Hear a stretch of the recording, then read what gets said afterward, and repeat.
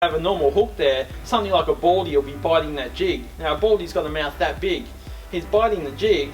The hook very rarely goes inside the mouth. The baldy or the snapper with a small mouth will bite the jig, and the single hook will come around and get it in the side of the mouth, and then probably 4 times out of 10 that will pull out because they're so powerful, those fish. So with something like this, we found the baldies and blackass and snapper will actually eat the skirt because it looks like a flashy little fish, and they'll actually come up and rather than eat the jig, they'll eat the skirt. A jewie will just eat the whole lot. Like a jewie's got a bucket mouth and he just sucks in as much as he can get. But basically just those smaller fish, which are really cool to make up your, the rest of your bag. Often you'll catch a lot more with that ocky skirt on there. Lengths again, so these are deep drop ones just so you can see them, but there's short ones and long ones. Generally we will put, say on a jig like this, which is for deep dropping, just as an example, we'll put the long one on the front, on the top, sorry, and then the short one on the bottom. Okay, so depending how you jig, if you jig like a, like Forrest Gump going for a run, you're going to tangle that up. It's going to be no good. But if you let that to the bottom and jig nice and slowly and softly the way that we've been doing it recently and having more luck, the 2 sets of hooks will maximise your hook up rate. Sometimes you get a fish on each set of hooks. It happens quite often, which is always a bonus. Single hooks, so that's just another option of a single flashy assist hook, or you can get a single bare hook. I use singles on the bottom fairly often, or for sambos or kings or pelagic fish like tuna, but generally a twin hook, there's just more advantage. The more hooks you can get into it, the better, in my opinion anyway, unless you're having major tangling problems from fishing like a wild man. So that's assist hooks. Luke's got a lot more over there, and you can talk more in depth in regards to the assist hooks, but that's just a basic rundown on them. Now I'm going to get to the jig heads and different options. So these jew bombs and jew heads, the difference is a jew bomb is articulated and a jew head is fixed. Okay, certain paddle tails, you prefer to use paddle tails on the articulated ones? On the fixed. On the fixed one. So Luke likes paddle tails, like the plastic to the paddle on the tail.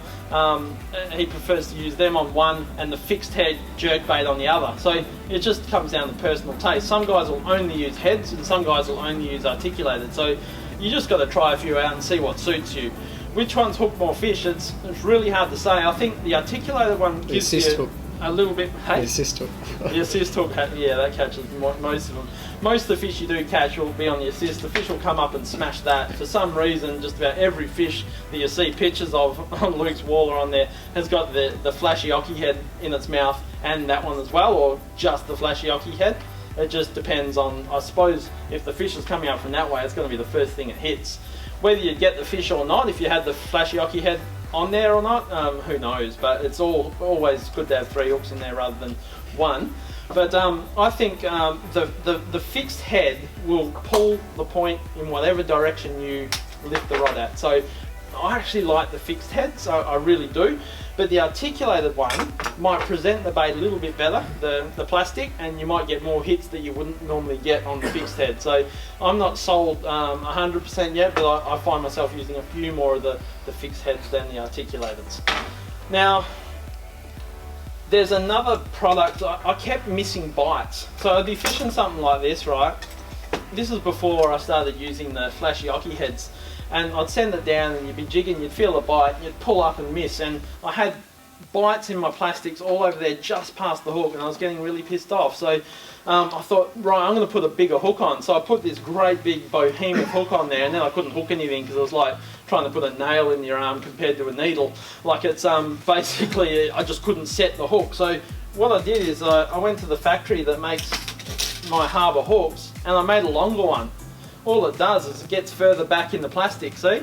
So it's obviously going to hook more fish on that. It'll stiffen up the plastic a little bit, but since we've been using these longer hooks, we've had a lot more hookup rate. So it's not rocket science. We've just figured out that we're missing bites just behind the hook, so we've extended the hook out a little bit.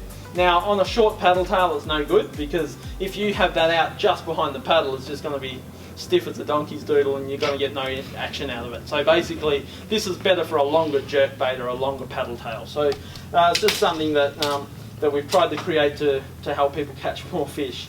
Now sizing on these, they go, I'm not going to show you a 20 because you won't see it, but generally with these, because you've got the plastic on there, I think you can fish these a little bit heavier than a standard jig. Like a standard jig like that's 200 grams, that's as heavy as you use for demersal species in 60 and underwater. You could even fish that 90, because you're relying on the action of the jig. If it's too heavy, it'll just sink like a bloody rock and it's no good. This can sink like a rock. The plastic on the back is giving you the action. So you can actually, if you're fishing an area where you're maxing out at 150 on a jig, you can fish 200 with one of these, and it just takes you to the bottom quicker. You're in the strike zone longer, and you can fish it really slow, and even if you lift the rod that much, the paddle's going boom, boom, boom, boom, boom, so that's doing most of the work. So you can lift it up off the bottom. Don't go too crazy in size, but normally where I'd use 100 to 150 in a jig, I'd use 200 in a head. That's what I found. I'm not going to prattle on too much longer about the heads. I'm going to move straight to the Oki head, which is basically, you got that picture of the Dewey that spat up the Oki?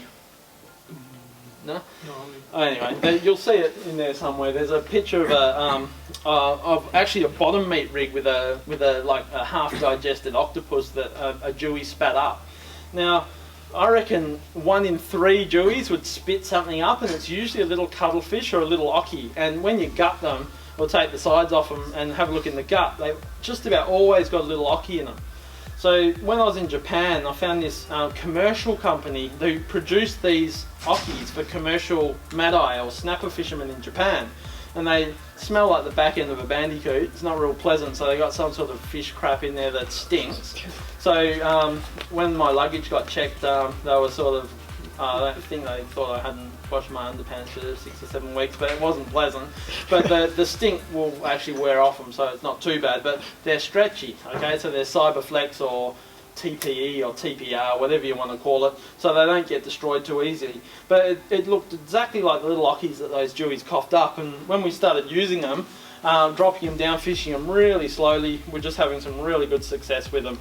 Obviously it looks like an Oki, it doesn't really smell like an Oki, but they certainly get some attraction from Deweys, Baldies, Snapper, and black arse absolutely love them. Unfortunately, Sergeant Baker like them as well, but you know, you can always turn them into a nice slab bait. So these will come in all glow UV, so they glow like a bugger, and they're UV as well under black light. And yeah, it's just another variation that we've created for this particular head system. Luke's just got stock of these back in. He hasn't had them for sort of about 3 months, so basically they're back in there, and they go down to 40 grams. That's an 80 gram one, but these will be really good for the snapper season as well. So that's pretty much it in the heads. Anyone got any questions so far on what I've showed you? No? What about your actions? Like? Oh, okay. So Hon-su's going to cover action because he's got. You should see him on the dance floor. You're going to pay for that. Yeah. So with everything you've showed us, yep. You're going into the 40s. What would be your go-to setup that you would use? It's really hard to say, because like we generally always start with a jig and a plastic. So we'll try and get one guy using a jig and one guy using a plastic for the first hour. In that you know, that the earlier the better, depending on the tide. But you always get that morning bite, regardless of the tide. As long as it's not full moon on a northerly, you'll always get that morning bite. So we'll always start off with a jig and a plastic. And it's really hard because if the guy on the plastic hooks up first, which is usually the case, the guy with the jig wants to swap, and he generally says, nah, you stay with the jig, and then the next one will come on the jig, another plastic. So it's, we'll do that, and then sometimes we'll get 2 or 3 good Deweys, and we'll head back in and fish for something else, you know, in that first hour. But if we're fishing off Metro or Two Rocks or you know, not as far as Savannah's and Durian where it's generally more fish, we'll swap to a bait on a bottom meat rig, something like this, which is not last resort, but you always want to take something home, you know. So basically if we don't get the fish we're after on the jigs, and even the size we're after, generally we catch bigger fish on average on the big baits. We do get big fish on the jigs, but if you averaged up of the 15 kilo plus dewies that we've caught compared to baits versus jigs, I think that the baits will generally catch more of the bigger fish. But yeah, if you persist with jigs, you'll always catch big ones too. But just some days you don't always get, you know, the fish you want. So we just drop a bait down and it saves the day, generally. Any other questions on? So is it, when you're fishing the Vex head style and you're just dropping it in the water, is it set and forget, just leave there, or just light action, or? So Luke's been dredging, so because he's just never happy with one thing. He'll put the bait down, right? He'll put the bait down on the bottom with a bigger head than what he'd normally use, and then he grabs the jig rod, gets in your way when you're trying to fish too. So he takes the whole side of the boat up, gets in your way, and then he'll start jigging as well. And then when the bottom meat takes off, so he puts it in the rod holder. When it takes off, he gets the rod. He doesn't say, "Can you hold this?" He just shoves it in you, and you got to grab your jigging rod, and then he tends to his bottom meat. So that works really well, because for some reason I think when you're tending a rod with a bait on it, I always feel that you catch more when you've got the rod in the holder, because you're not screwing with it. You're letting the fish eat it. You're not just keep pulling it out of his mouth. So as long as you're on the bottom, dredging is a really good way to fish. But you know, if you've got 3 guys on the boat and you've got a 20-footer, it's a bit hard to actually have a couple of rods each. But even if you've got 2 or 3 guys jigging, just put a dirty big dredge at the back with a Sergeant Baker fillet or a mullet fillet or an ocky leg, and I'd be pretty confident that they'll catch the biggest fish of the day. But obviously jigging is, I think, more sporting, and I prefer the jig, but realistically, you know, if you want that glory shot of the big dirty big lunker, a bait generally gets you a bigger fish result. But that is a plain bait or a bait jig?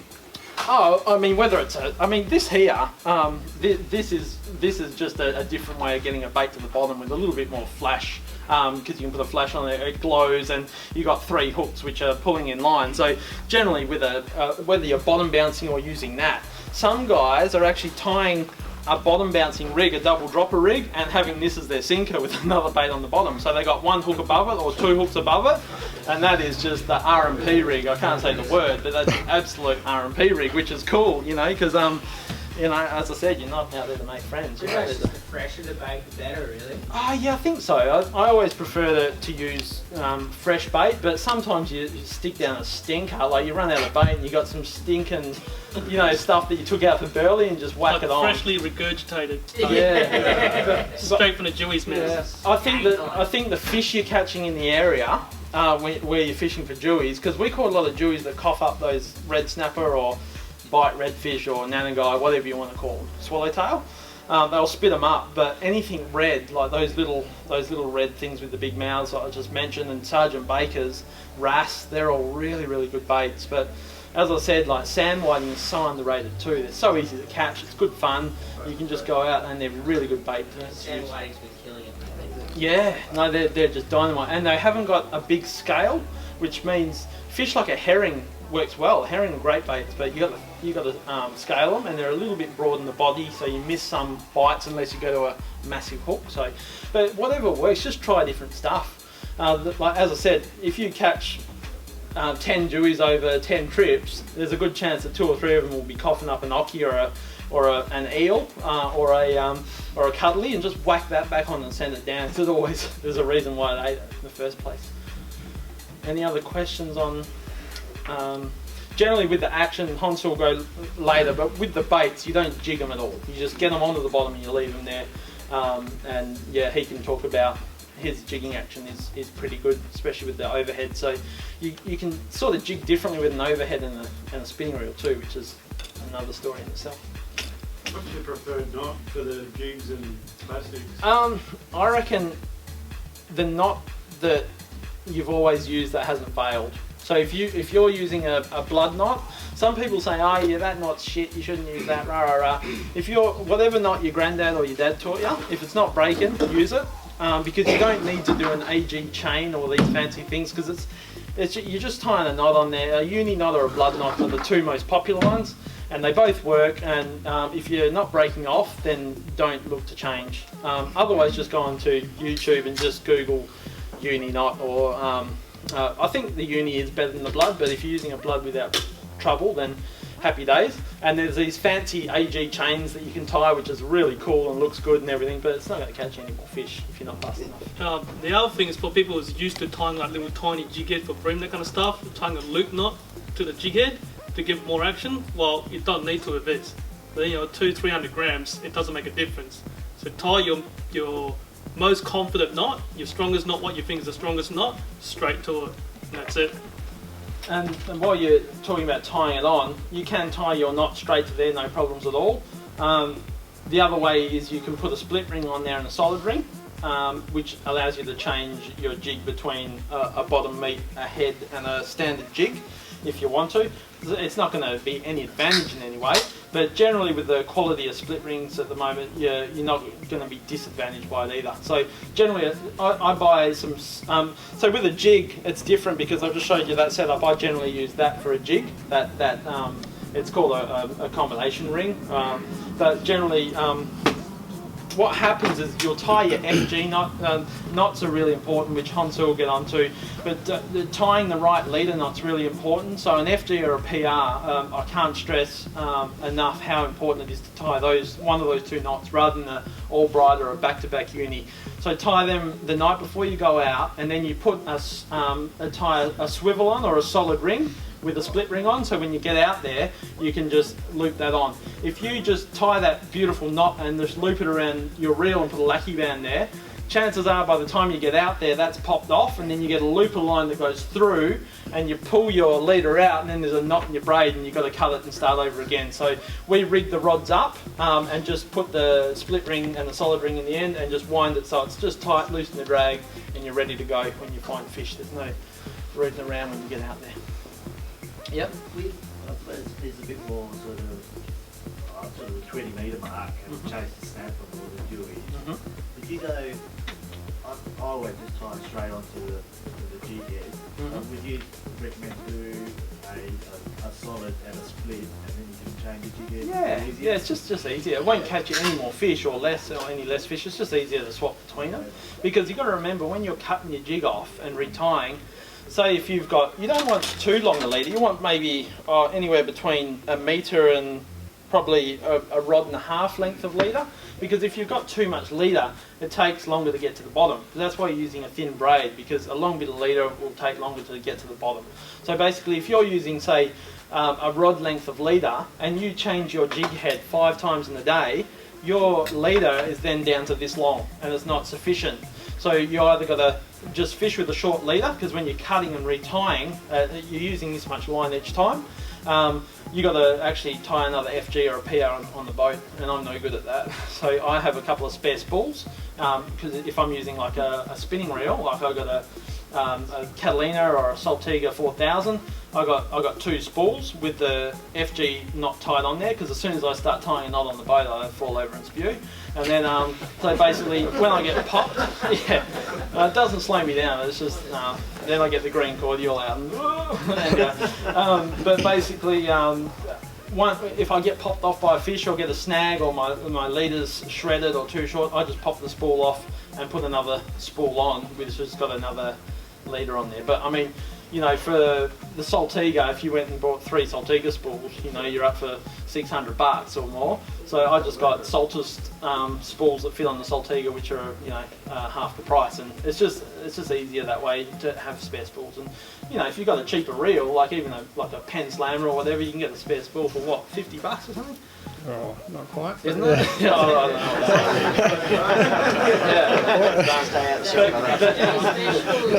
So spare spools are definitely a good way to go.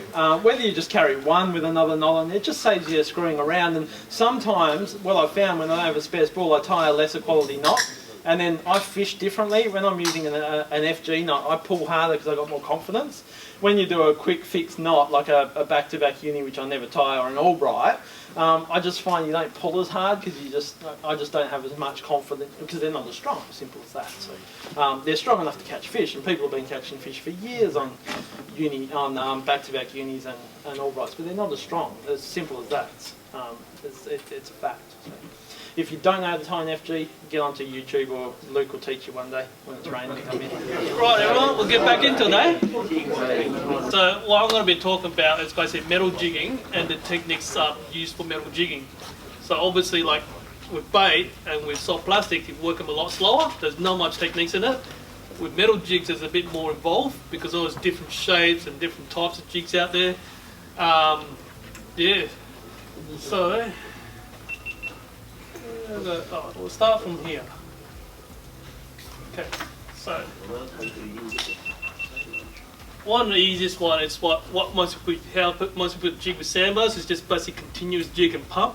So imagine that technique, but slow it right down. So basically just go 1, 2. You literally count it by the seconds rather than going flat out. So what I do is basically do 3 strokes of those. Every time you lift your rod up. So every time you lift your rod up, when it stops, there's the flick in it.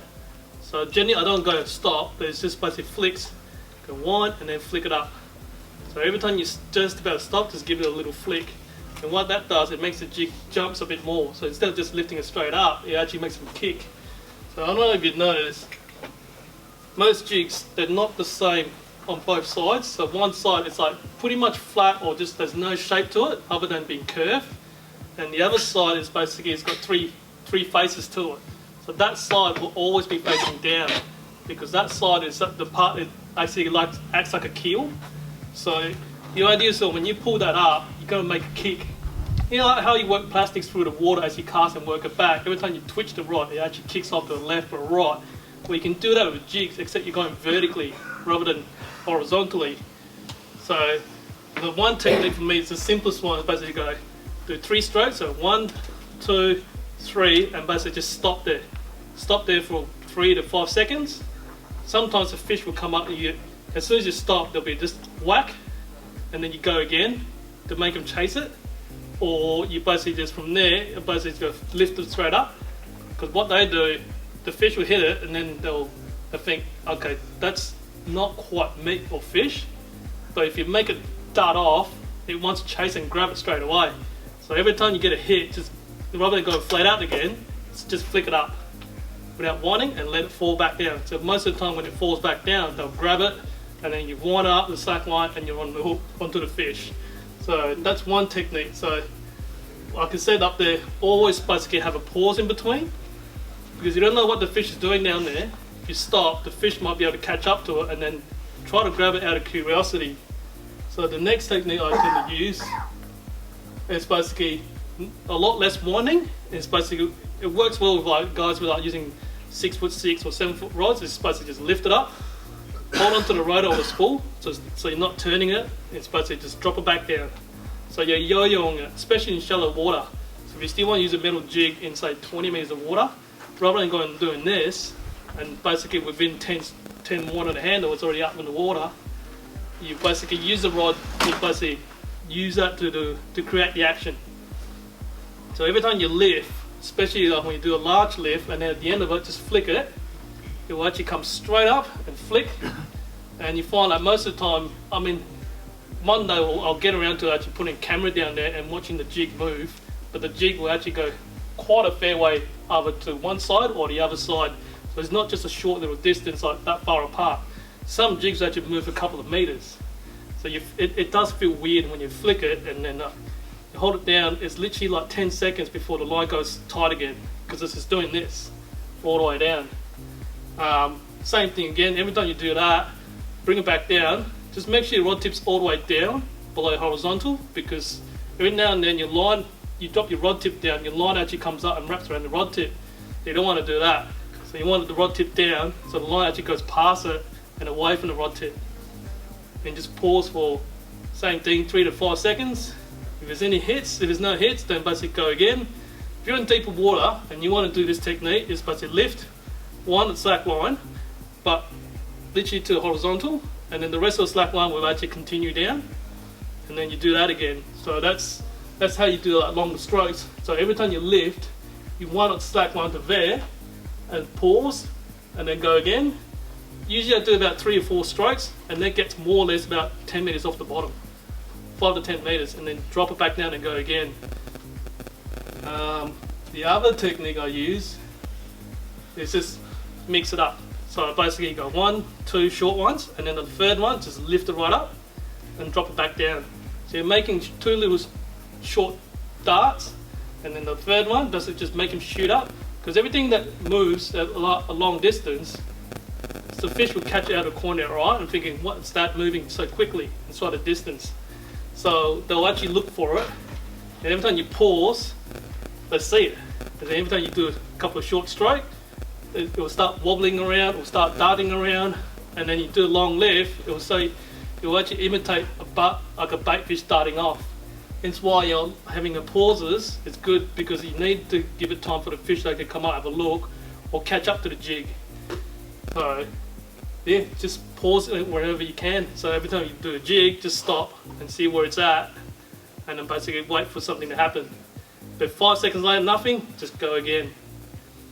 So that's why for me, my personal preference is anything over 30 meters, I prefer use metal jigs, because to me, like, it gets down there quicker.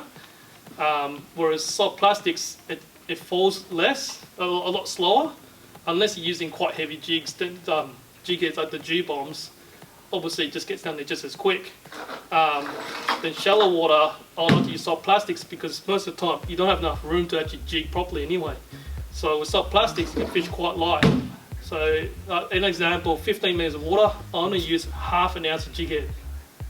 Like 20 grams, which is a bit more than half an ounce. 20 grams G-bomb, that's all I use in like 15 meters of water. Because most of the time you try to slow your drift down, if you're at anchor, it's even lighter. You can just cast it out and basically bounce it back.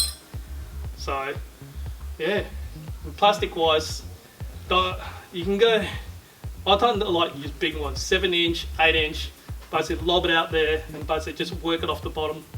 And sometimes you don't do much. With plastics on the bottom, it's just a matter of just lifting and dropping, because you haven't got a lot of room to move. 15 meters water, you kind of want to keep it at the bottom 3 meters of water. So, yeah.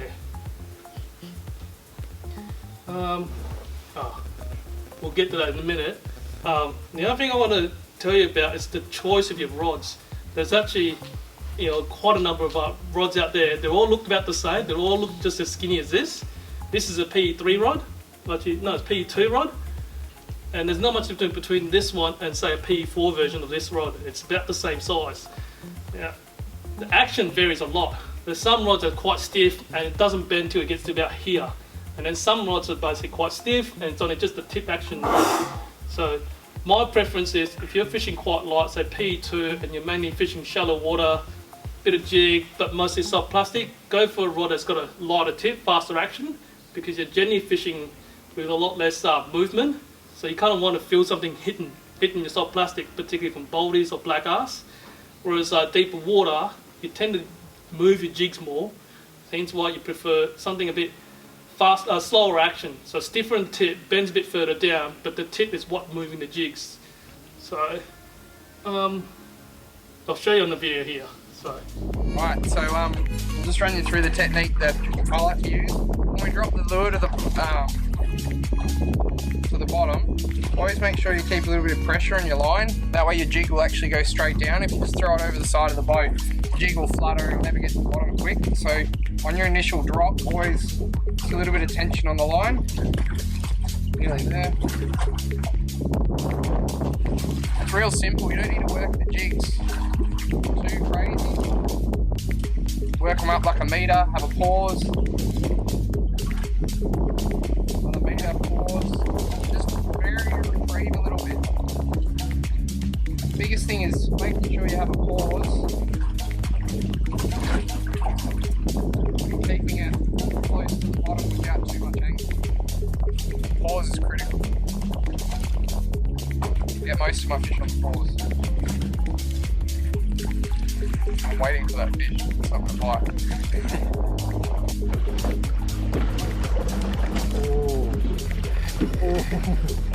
That heavy?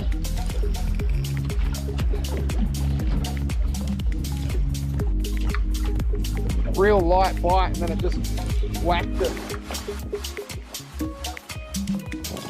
Another smallish Jewy up about 5 kilos.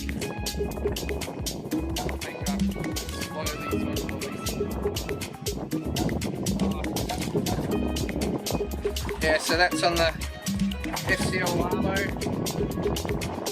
SLZ 175. Yeah, so you can see, like, there's not much you need to do with the rod. You just need to keep it precise and basically just vary it up a bit. So there's nothing going flat out. There's no fast and hard action. Just basically a couple of jigs and just stop. So give the jig time for it to settle down, and then the fish to catch up and have a look at it. So and also the long stroke. When you lift it up and drop it back down, give it time for it to settle down, for the line to take up the slack. And the fish, sometimes the fish will grab it and drop it. Why is it still slack line? That's when you know that the fish actually caught up to it and it's dropped it back in its mouth. So, yes, just keep it simple. Just keep it simple. Even deep water, if you're in 300 meters of water, it's pretty similar, except you got to take up a lot more slack line. Because I have jigged in 380 meters of water with a spin reel, and it gets tight. And when you wind it, it's like you think it's tight. Nah, keep winding it till it gets tight, and then you jig. With that in mind, should we go to the raffles?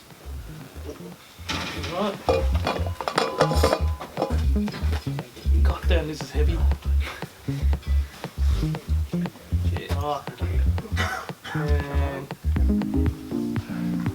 Oh, starts with a 3. Alex, that was my money. So Ends with a 6. 36.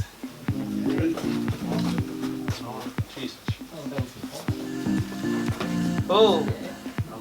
18. Hey? The final prize, which is this jigging rod here. 6 foot, 160 gram lure weight, or basically jig weight max, PE3. But I'll fish PE2 on this because it's quite a light rod.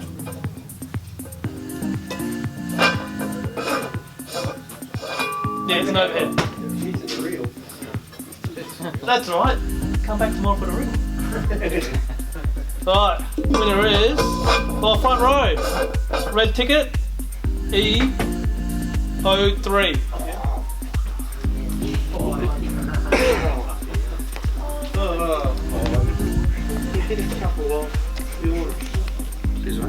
Yeah, no worries. No worries, thank you everyone for coming.